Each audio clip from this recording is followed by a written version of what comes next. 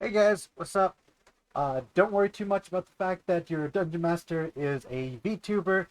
It's not, broadly speaking, all that important. Um, what is, however, broadly much more important is the fact that I have invented my own TTRPG. Now, I say invented, I really mean just kind of like took what I liked about Call of Cthulhu and Dungeons and Dragons and kind of made my own thing. Basically just fused the two, added what I liked from each of them, and just tried to simplify it as much as possible. Now, I have broadly, just so you can understand it as quickly as possible, I took the fact that you make rolls in Call of Cthulhu, and the fact that magic is really hard to come by, and you're basically ordinary people, um, and smash that with the fact that D&D stats are way easier to comprehend, and there's just a lot more resources. And I took some of the fantasy setting and it sort of mashed it all together until it made sense in my head. And even though it's technically an entirely new system, I think you guys are going to pick up on it really quickly, just because it's only using mechanics you already understand, and I'm trying to take the best of both worlds. So let's begin with the setting that I want to play within for the campaign. This is going to be after the current Call of Cthulhu game, after the My Hero Academia campaign. Then we're going to do Magic of the Underground. Yes, super original. Never has a more original title been crafted ever in the history of ever. Now, the basic overview of the lore is basically you're on Earth. World War III happened, nukes were dropped, everybody had to hide underground because of nuclear fallout, right? And as they hide underground, hundreds of years passes, technology advances. We're getting into generic sci-fi territory with like Gauss and plasma weapons, and genetic experimentation, and hover cars and shit. Generic sci-fi fare. Nothing all that strange for anyone who's a fan of sci-fi.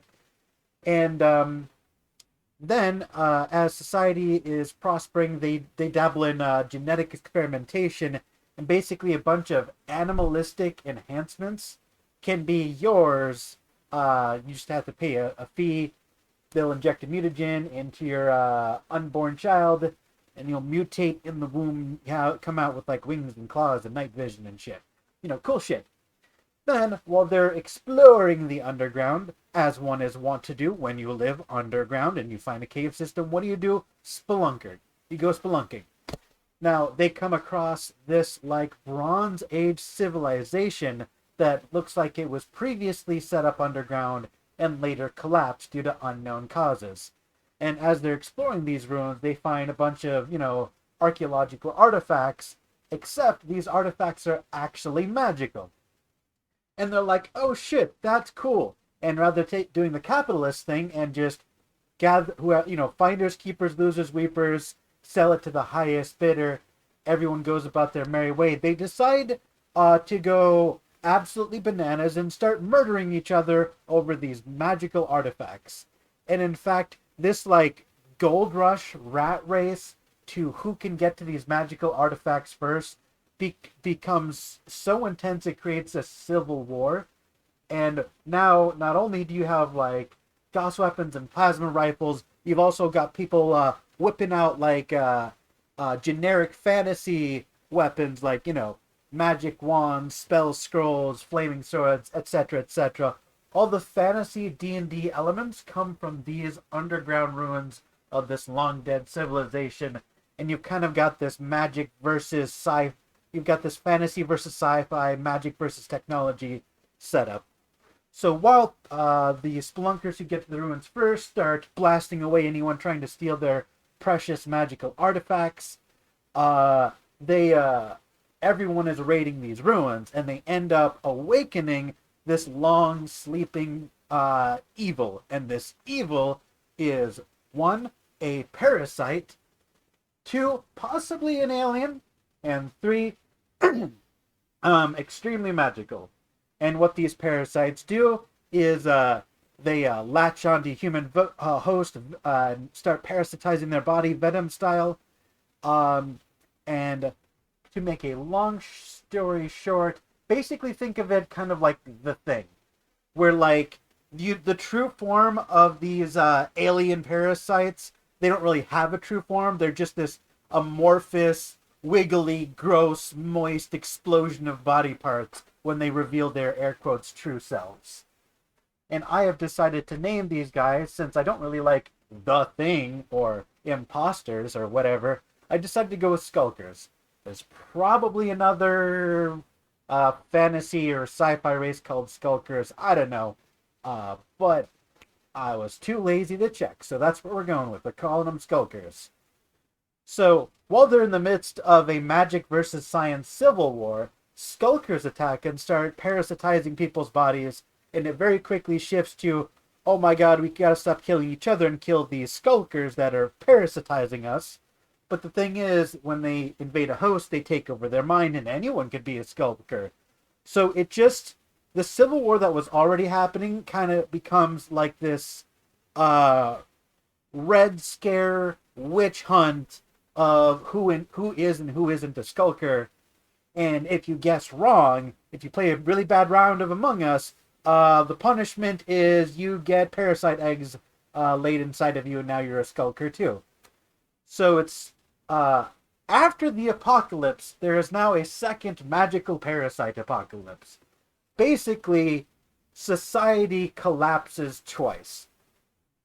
And hundreds of years later, society is a flaming shell of its former self. They get plunged into this dark age, literacy gone, education gone, general understanding of how technology works is gone, and humanity has to rediscover how all of this works.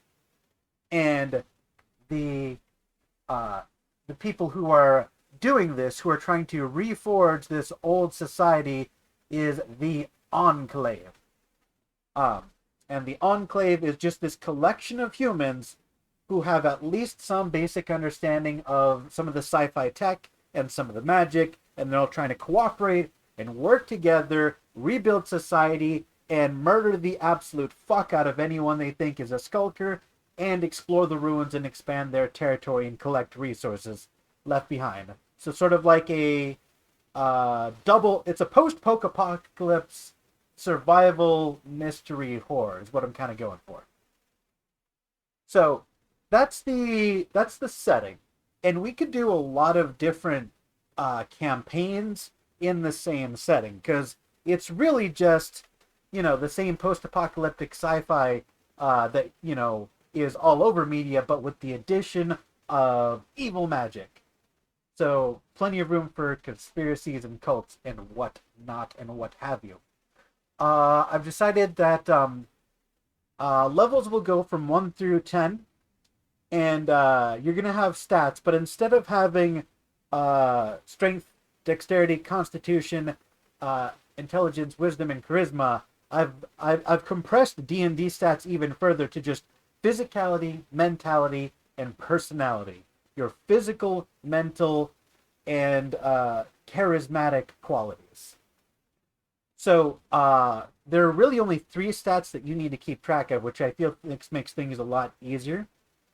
And then when you specialize in something, there's not a complex series. There's not like this table of bonuses that you have to look up every time you level up. What it is you have a score that is base 20.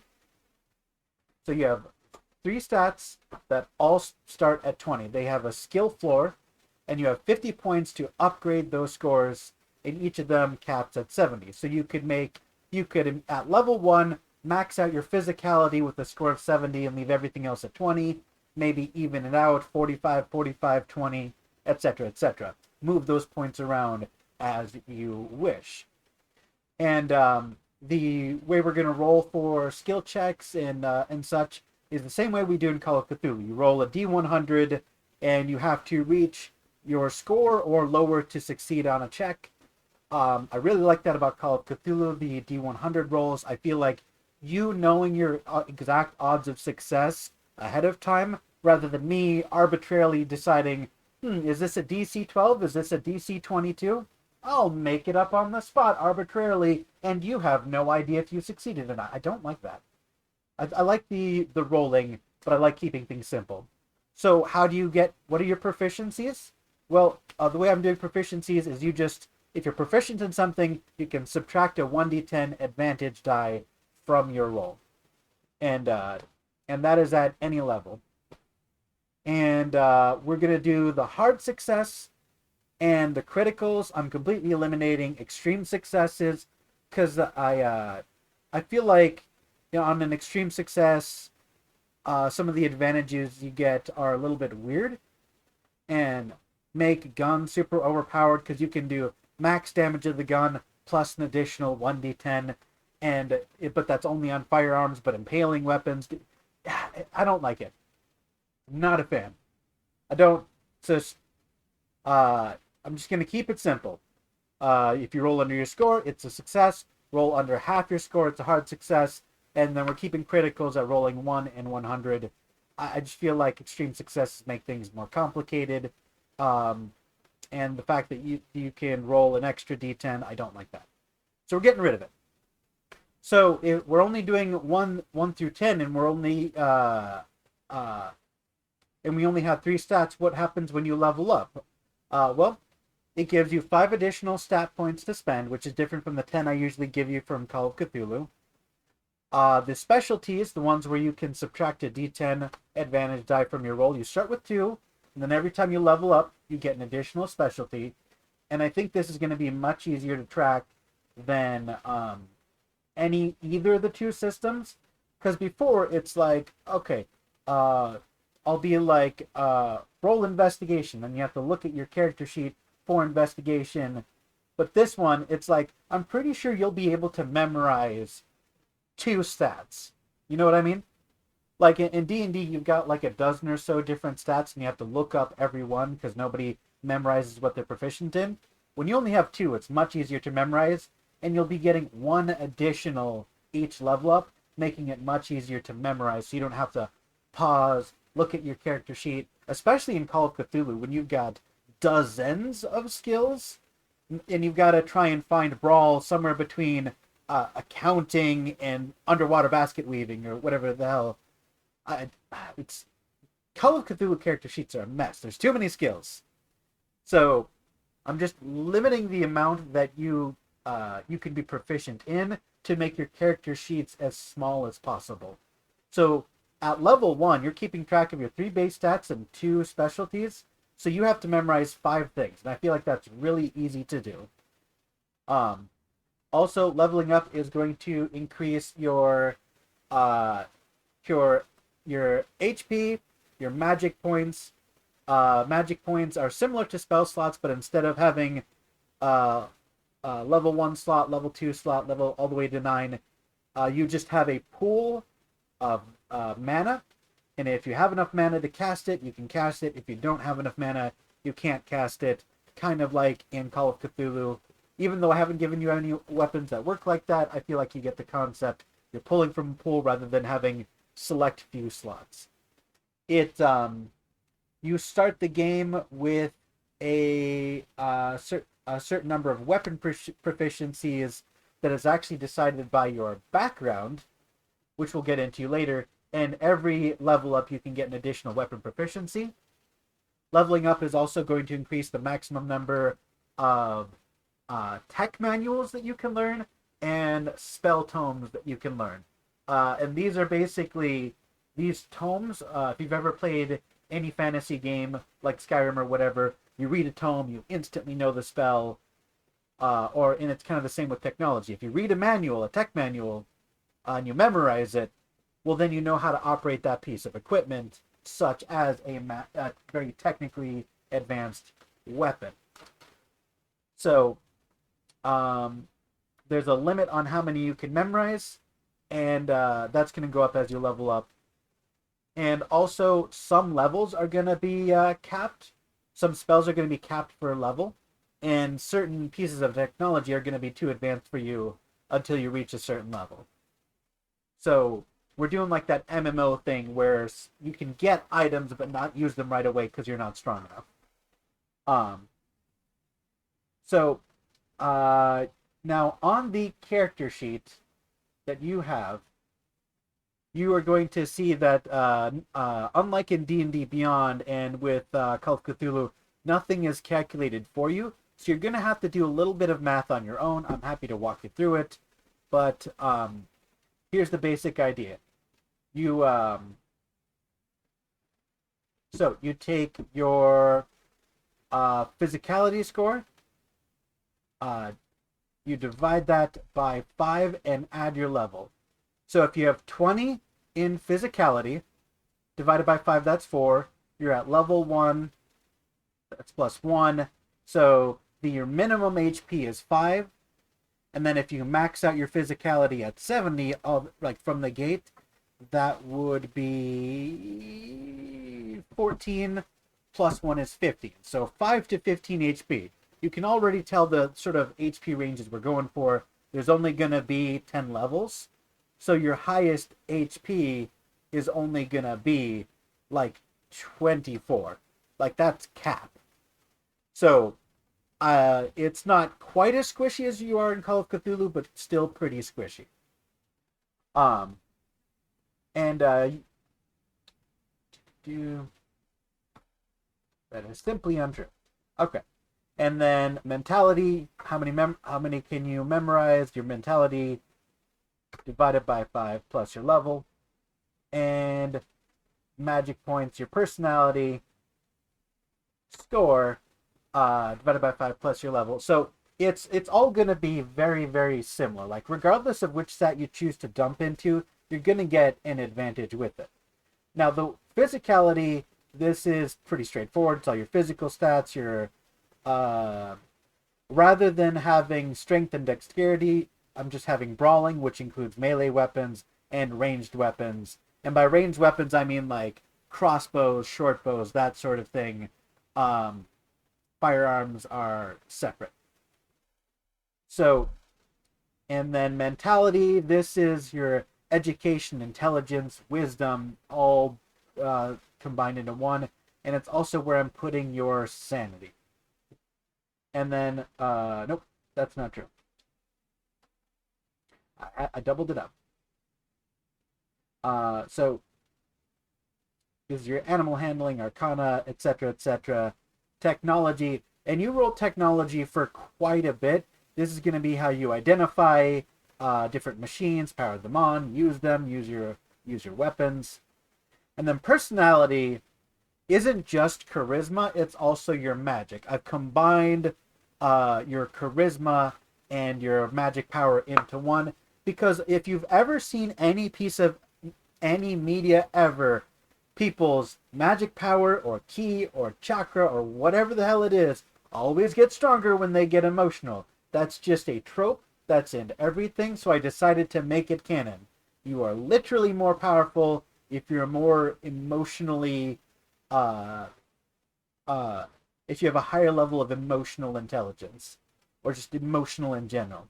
So all of your deception, intimidation, insight, magic, persuasion, psychology, sanity, and I've added seduction as a stat because every time someone plays a bard, they want to roll seduction, and persuasion is not the same thing as seduction. It should be its own thing, damn it. Oh, did I forget to add performance? Whoops. Performance. There we go. I'm editing this as we go because I looked over it with some friends, but I'm realizing some mistakes. So combat, just like in D&D, we're rolling for initiative, but instead of having an initiative roll, we're just going to have you roll for dodge. Just like in D&D, 30 feet of movement, we're doing everything in feet, dashing as an action, same bonus action, reaction, etc. And just like in D&D, we're going to do death saves, which I believe I added to Call of Cthulhu that wasn't originally there. But here, since we're not doing death saves, we're going to do con checks at the end of your turn until you reach 3 successes or failures. So this is, the fact that dying is tied to your physicality is something that will probably motivate you to put specialize in Constitution. But if you specialize in Constitution, it gives you the ability to how high the stakes you want to be when you drop to zero. You can choose to specialize in physicality and constitution or not. So I feel like it's a little bit more engaging than just having it a random 50-50. But now we're gonna do Call of Cthulhu style combat where you roll to hit versus their roll to dodge, and armor is not going to be a higher armor class. It's going to be damage reduction, where if you have -3 armor, you subtract 3 damage from every hit you take. One thing I do want to mention is that magic ignores armor. And magic, you do not roll for dodge. If you're hit by it, you're rolling magic versus magic. You are trying to deflect it with your own magical power. Magic spells home in on their target. So you can't simply put everything in dodge and everything in physicality and assume you're survivable. No, you're gonna want to put something in personality too. Otherwise, you're gonna be effortlessly sniped by any mage that comes your way. Everything is important now. And anything you overinvest in leaves a pretty glaring weak spot. So I feel like that's more interesting for character creation. I've changed unarmed strikes. I didn't like how they felt underpowered in D&D and in Call of Cthulhu. I'm making them 1d4, just regardless. You'll have ways to up that later, but you're starting at 1d4. If you want to use a weapon, you must be proficient in it, or else you're getting adding a 1d10 disadvantage die to that roll. Unlike in D&D where it's just more bonuses that stack and stack and stack, and you could have like a +15 and something, and we're doing away with that.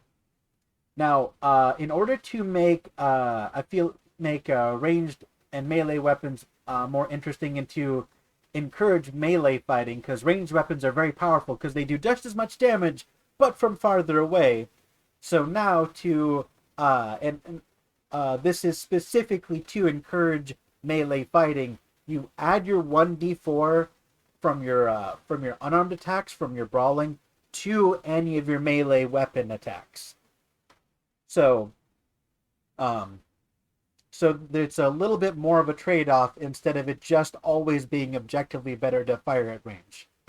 I'm also rather than doing what D&D does and have you roll a certain distance at advantage and you roll another specified distance at disadvantage, and that number is arbitrary and you always have to look it up. Now I'm changing it that you can be shot at twice their range with 2d10 disadvantage die always. You don't have to look it up. It's something that I can memorize, and we don't have to stop the game and go look up, what is the extended range of a longbow or whatever. None of the simple weapons are level locked, but a few of them might have a minimum physicality score required to use without disadvantage, just because they might be really, really heavy or require a lot of dexterity. Technology combat, you learn how to use these weapons from reading the manuals, and you have to, the first time you use a weapon, you have to roll a technology check, a mentality technology check, just to figure out how it works and use it for the first time.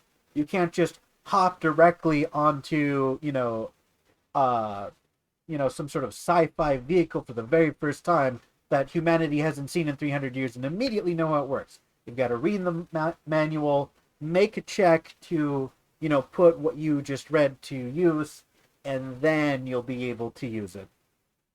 And again, some things are just going to be beyond your level. You're not going to be able to hop into a space age tank with laser weapons and immediately know and be able to operate effectively at level 1. You've got to be a certain level, otherwise you're adding penalties to your roll to figure out how it works.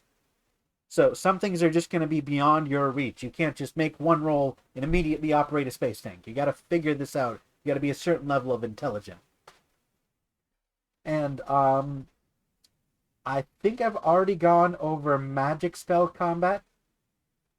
Healing, first aid restores 1d4. You recover 2 HP in a long rest, so that's kind of the gritty realism from the Out of Abyss campaign that we played. 2 HP per long rest, and you're recovering 5 HP per night when resting in a hospital. And I also wrote down how much this is going to cost because I always forget. And then your magic points fully recover after a long rest. There's going to be no short rests in this game. Just like in Call of Cthulhu, it takes time to recover from wounds. If you get disemboweled, you can't just wake up the next day and be fine. It's going to take you a bit to bring that back. Unless you're using magic. So it's going to make magic even more useful than it already is because you can't long rest to fully restore HP. You have to use magic or wait a long time. Now, genetic mutations, as you may remember from the lore, this is something that I mentioned. I'm going to let everybody start with one genetic mutation, and cosmetic ones you can do for free. If you want to have a certain eyes or skin or fur or lizard head or whatever, I don't care. Cosmetics are free. You can just look like any animal or D&D fantasy race for free. But if you want that to actually accomplish something, you can pick one at the start, and you may or may not find mutagens later in the game that allow you to mutate yourself further. So things like bonuses to movement, bioelectricity, claws, echolocation, etc., etc. So it kind of makes, it's kind of like picking your D&D race, except it's a little bit more customizable because you can just pick the feature that you want without being restricted to a certain bonuses and penalties from your race. If you want to look like an orc but have gills, you can just do that, So I feel like this gives a little bit more freedom, and these genetic traits that you were born with don't directly impact your stats. It's just one cool thing you can do. Copy pasting madness from Call of Cthulhu. No changes made there. I like it. I think it works. I think it's solid. And the last thing to go over is your starting equipment is based on your background. So when you pick one of these packs, that comes with not just your ID, but your proficiencies as well. And it's sort of, they're named after the type of person that you would generally want to model yourself after. So maybe you're the adventurer. You've got your adventurer's badge, a hunting knife, rope, bedrolls, etc., a grappling hook, a signal flare. Because again, this is the future. We have flares, which if you're in a dark underground dungeon with no light and you need to signal for distress, signal flares. I'll say it right now, if you want to be a high physicality character and you're not putting much in other stats, might be a good idea to be an adventurer because they have the most proficiencies. They start with a longsword, which works exactly like it does in D&D, and you also have the most weapon proficiencies. It's almost like being a fighter. There's only a couple of simple weapons that you can't use. And it just goes on like that. Do you want to be a biologist? Well, guess what? On top of being coming equipped with, microscopes and sample kits, they also get a jar full of live wasps. You can just throw that at an enemy, shatter it on them, and now they got to deal with live wasps.